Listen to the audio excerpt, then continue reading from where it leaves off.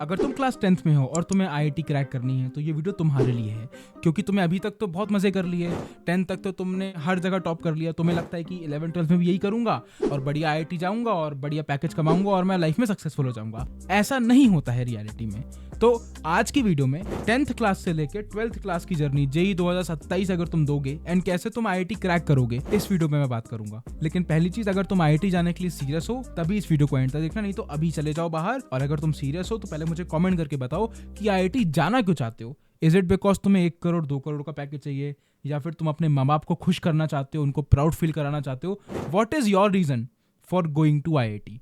And हाँ, channel को subscribe नहीं किया तो कर लेना, बिकॉज तुम्हारे एक फ्री सब्सक्रिप्शन से मुझे बहुत मोटिवेशन मिलती है। अगले 2 साल 11th और 12th तुम्हें खुद को ये समझाना पड़ेगा कि भाई मैं अच्छी लाइफ डिजर्व नहीं करता, क्योंकि जो 2 साल होने वाले ना तुम्हारे आईआईटी की जर्नी के, ये तुम्हारे लाइफ के सबसे टफ 2 साल होने वाले हैं। क्योंकि इन लाइफ के 2 सालों में ना तुम्हें तपस्वी बनना पड़ेगा, तुम्हें एक योगी बनना पड़ेगा, तुम्हें तपस्या करनी पड़ेगी, दोस्तों के साथ हैंग आउट करना छोड़ना पड़ेगा, गर्लफ्रेंड बॉयफ्रेंड बनाना छोड़ना पड़ेगा, मूवी देखना छोड़ना पड़ेगा। बहुत सारी चीजें जो तुम अभी तक करते आ रहे हो, जो तुम्हें बहुत पसंद है, तुम्हें सब छोड़नी पड़ेंगी। आईआईटी निकालना ना बहुत रॉकेट साइंस नहीं है, लेकिन आईआईटी निकालने के लिए जो तपस्या करनी पड़ती है ना, वो हर कोई बच्चा नहीं कर सकता। तो ये समझ लो कि अगर तुम्हें आईआईटी निकालनी है जेन्युइनली, तो अगले 2 साल तुम अच्छी लाइफ डिजर्व नहीं करते, तुम अच्छा खाना डिजर्व नहीं करते, तुम कुछ भी अच्छा डिजर्व नहीं करते। इस माइंडसेट से काम करना। और अगर तुम इस माइंडसेट को अपनाने के लिए रेडी हो तो अब मैं आ जाता हूँ स्ट्रैटेजी पे। तो 2 पार्ट्स में डिवाइड करूंगा स्ट्रैटेजी को, एक 11th के लिए, एक 12th के लिए।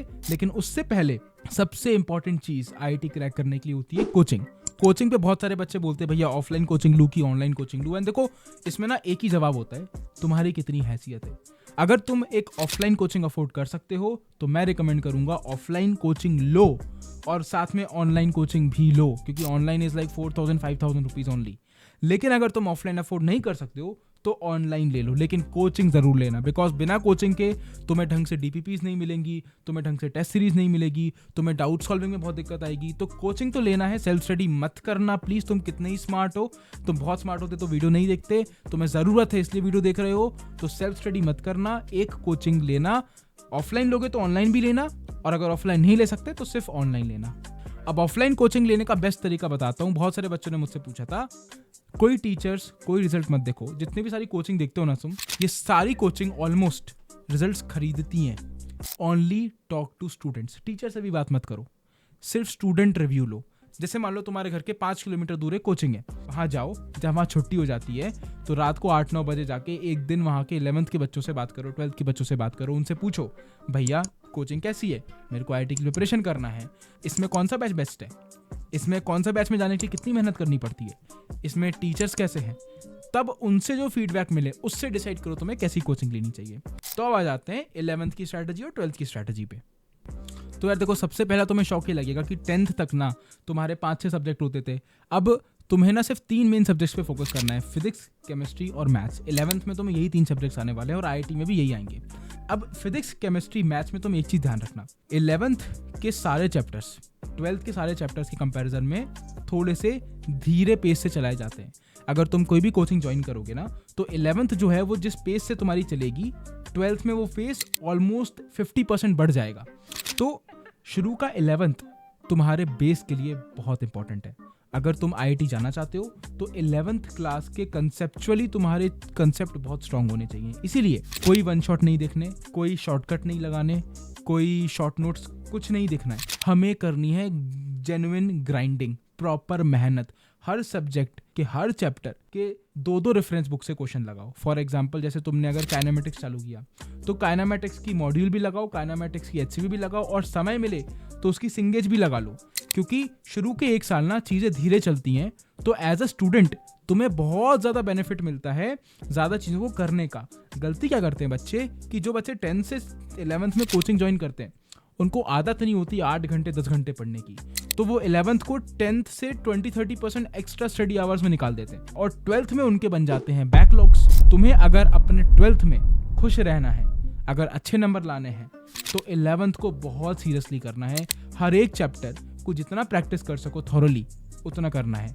और जहाँ तक रही रेफरेंस बुक्स की बात, तो यहाँ पे आई बटन दे रहा हूँ, उस पर लिंक आई होगी, उस वीडियो को जाके देखना। उसमें मैंने प्रॉपर सब्जेक्ट वाइज बता दिया है कि किस सब्जेक्ट में कौन सी किताब लगानी चाहिए, अगर केमिस्ट्री में भी फिजिकल, ऑर्गेनिक, इनऑर्गेनिक में कौन सी किताब लगानी चाहिए, कहाँ से क्या क्वेश्चंस प्रैक्टिस करने चाहिए, कहाँ से थ्योरी देखनी चाहिए, सब बता दिया है। तो तुमने ये तो समझ लिया कि लेक्चर्स प्रॉपर देखने हैं, पूरा सीरियसली से जितने क्वेश्चंस होते हैं उतने प्रैक्टिस करना है, हफ्ते 2 हफ्ते में तुम्हारे मॉक टेस्ट होते रहेंगे। लेकिन एक चीज़ है तुमने जो नहीं सीखी है, तुमने पब्लिक बेइज्जती सहना नहीं सीखी है। जब तुम मॉक टेस्ट देते हो ना, तो तुम्हारे आसपास के दोस्त तुम्हारी रैंक पूछते हैं और तुम्हारे जब नंबर नहीं आते तो तुम डीमोटिवेट होते हो। तो एक चीज़ तो तुम्हें 11th में ध्यान रखनी है, पूरे 11th में जितने भी तुम मॉक टेस्ट दो, जब तक एटलीस्ट तुम 50 मॉक टेस्ट ना दे दो, अपने स्कोर पे अपने आप को, अपने दिमाग को जज मत करना। तो 11th में मैंने देखा है बहुत सारे बच्चे गलती करते हैं कि जस्ट 11th ज्वाइन करी है, 3-4 चैप्टर हुए हैं, मॉक टेस्ट में नंबर नहीं आ रहे, तो बच्चा सोचता है कि ये तो कुछ नहीं कर पाऊंगा लाइफ में, मेरे तो अभी 2-3 चैप्टर में नंबर नहीं आ रहे, आईआईटी जाके क्या होगा। अरे भाई, जब तुम वहां तक पहुंचोगे तब तुम इसको कितनी बार रिवीजन कर चुके होगे, तुम कितनी बार स्ट्रॉन्ग कर चुके हो उस कॉन्सेप्ट को, वो तुम्हें नहीं दिखता है। तुम्हें क्या दिखता है? नंबर नहीं आ रहे। तो भाई ऐसे तो नहीं हो पाएगी। 11th में मॉक टेस्ट के नंबर को तवज्जो नहीं देनी है, सिर्फ गलतियों से सीखना है। अब अगर तुम जो मैंने बोला है वो फॉलो करोगे तो 11th के एंड तक तुम्हारा एक भी बैकलॉग नहीं बनेगा, कोई दिक्कत नहीं होगी। बैकलॉग उन्हीं बच्चों का बनता है जो 6-7 घंटे से कम पढ़ते हैं। तो अब तुम आ चुके हो 12th में एंड अब तुम्हारा कोई भी बैकलॉग नहीं है। तो 12th आते आते अगर तुम्हारे पास कोई बैकलॉग नहीं है तो कॉन्ग्रेचुलेशंस, तुम ऑलरेडी 80% एस्पिरेंट से आगे हो चुके हो। बिकॉज 80% बच्चे जो होते हैं ना, जो आईआईटी की प्रिपरेशन करते हैं, उन सब का कुछ ना कुछ बैकलॉग होता ही है 11th का। तो तुम्हें मिलेगी एडवांटेज 12th क्लास में। अब तुम मुझसे बोल सकते हो भैया लेकिन मैं तो परफेक्ट नहीं हूँ, हो सकता है मेरा भी बैकलॉग आ जाए, तो मैं क्या करूँ? तो उसके लिए मैं तुम्हें सजेस्ट करूंगा, यूज ट्रू मेंटर। अब ट्रू मेंटर क्या है? देखो, मेरे आईआईटी के टाइम पे ना मेरे बैकलॉग्स तो नहीं बने, लेकिन मेरे को और भी बहुत सारे डाउट होते थे और मुझे लगता था कि यार कोई मुझे आईआईटीएन भैया होता ना, मेरा बड़ा भाई या बड़ी बहन, तो मेरे को मजा आ जाता क्योंकि मैं उनसे गाइडेंस ले पाता। और मेरे पूरे परिवार में मैं अकेला ही आईआईटीएन हूँ और शायद तुम भी होगे।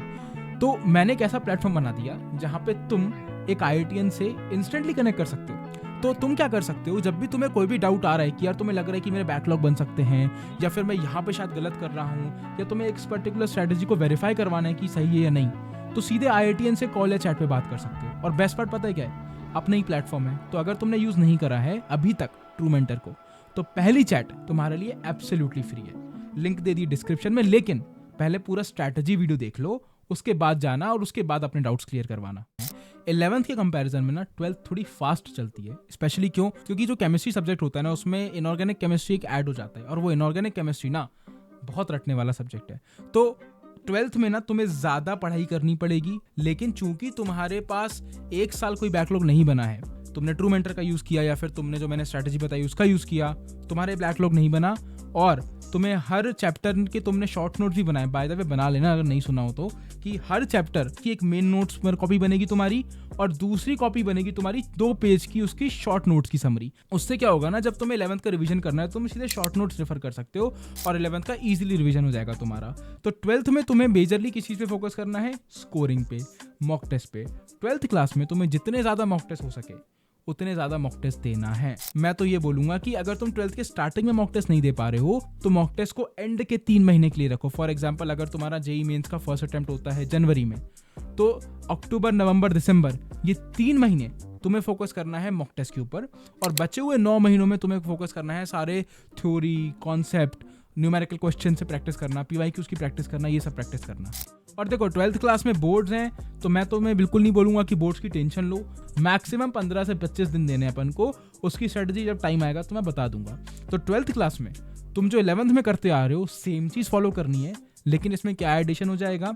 11th क्लास का शॉर्ट नोट्स का रिवीजन, मॉक टेस्ट पे थोड़ी सी सीरियसनेस तुम्हारी बढ़ जाएगी और तुम जो मॉक टेस्ट दे रहे हो उसमें तुम्हारी कंसेप्चुअल मिस्टेक हो रही है वो दोबारा ना हो, इसलिए उनको तुम्हें लिख के सॉल्व करना पड़ेगा। तो 12th इज मोर अबाउट जो 11th में कर रहे थे वो करना, प्लस मॉक टेस्ट की गलती एनालाइज करके उसको मेन नोट्स की कॉपी में डालते रहना। और देखो फिजिक्स मैथ्स तो फिर भी ठीक है, केमिस्ट्री मैंने एक चीज में एडवाइस देता हूँ, इनऑर्गेनिक केमिस्ट्री को शुरू में मत छेड़ना।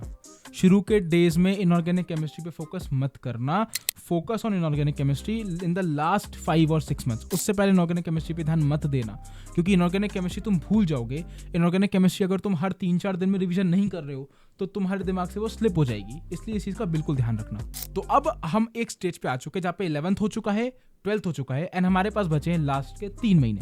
अब इन लास्ट के 3 महीने में तुमको करने हैं प्रॉपर डेली मॉक टेस्ट। अगर डेली नहीं कर सकते तो मिनिमम 2 दिन में एक बार तो दो ही दो, और कोशिश करो कि ये PYQs हों, प्रीवियस ईयर के क्वेश्चन पेपर लगाना चालू कर दो, वहाँ पे अपनी गलतियाँ एनालाइज करना चालू कर दो, वहाँ पे तुम अपनी गलतियों को फिर से रिकॉल करना चालू कर दो। बिकॉज मैं बता रहा हूँ, अगर तुम्हारी जेई प्रिपरेशन में सिर्फ 3 या 4 महीने बच रहे हैं ना, तो मैं तुम्हें हम्बली एडवाइस करूंगा कुछ भी नया मत पढ़ना। क्योंकि देखो, तुम्हें जेई निकालने के लिए ना सिर्फ 70% सिलेबस आना चाहिए। अगर तुम्हें 70% आता है ना तो इट्स ओके दोस्त, तुम उस 30% के चक्कर में अपने 70% को स्ट्रॉन्ग करना भूल जाओगे, अपने 70% को स्ट्रॉन्ग नहीं कर पाओगे, एंड वो एक बहुत बड़ी मिस्टेक हो सकती है। इसीलिए मेक श्योर कि जितना भी तुम्हें सिलेबस करना है वो एग्जाम के 2 से 3 महीने पहले तक तुम कर चुके हो, क्योंकि लास्ट के 2-3 महीने में सिर्फ मॉक टेस्ट देंगे और उसकी गलतियों को एनालाइज करेंगे और रिवीजन करेंगे, इसके अलावा कुछ नहीं करेंगे। एंड देखो, वीडियो खत्म करने से पहले मैं तुम्हें यही बोलना चाहूंगा कि तुम अभी 10th क्लास से जस्ट निकले हो,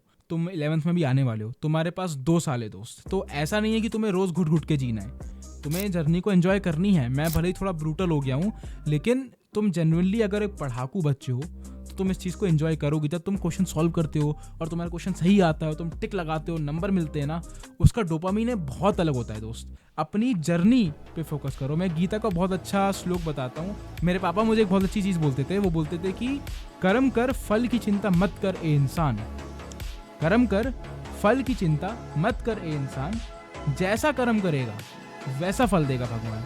यह है गीता का ज्ञान, यह है गीता का ज्ञान। तो इसी के साथ मैं वीडियो एंड करना चाहूँगा। अगर वीडियो पसंद आए तो लाइक कर देना, वीडियो को अपने एक दोस्त के साथ शेयर जरूर करना, और चैनल को सब्सक्राइब नहीं कराया ना तो फ्री सब्सक्रिप्शन है यार, मतलब पैसे नहीं लगते, कर दो, मोटिवेशन मिलता है मेरे को भी। कोई भी डाउट आए कमेंट कर देना। चाओ, काम करो।